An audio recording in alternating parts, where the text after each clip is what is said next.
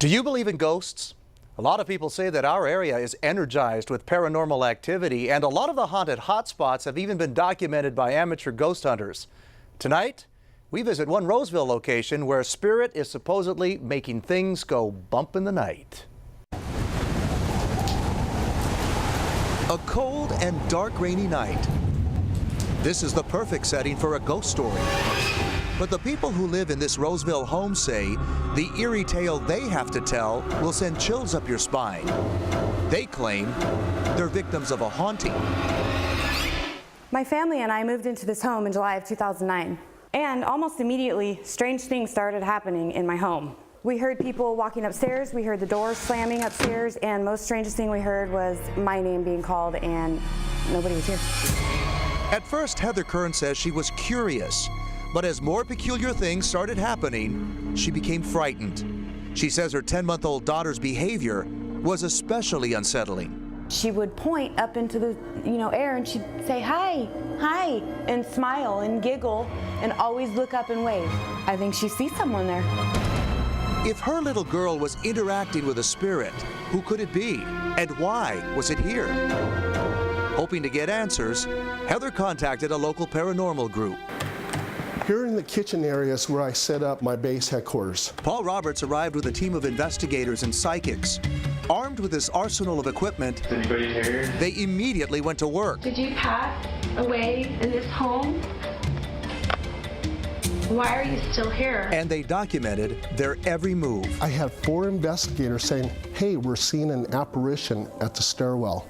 When they took the picture, this is what came out. And if I scroll down here, again, the investigators were saying, there's something up on the stairwell. And we have this strange brown mist, and I can't explain it. Could the distortion be caused by light refraction, dust, or even lint?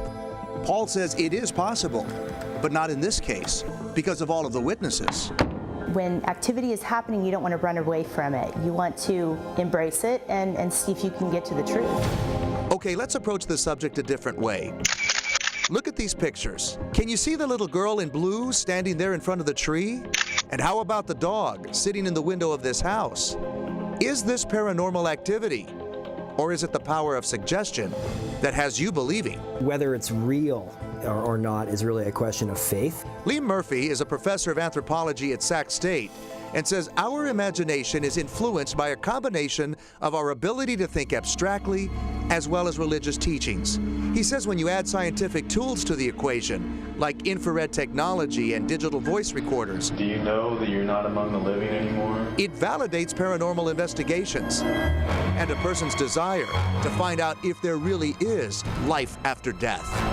We all recognize that there are ways of selecting among decisions that we make concerning whether a noise that we heard in the closet is the ghost of Grandpa banging to get out, or whether that noise is a water pipe that is rattling around in there.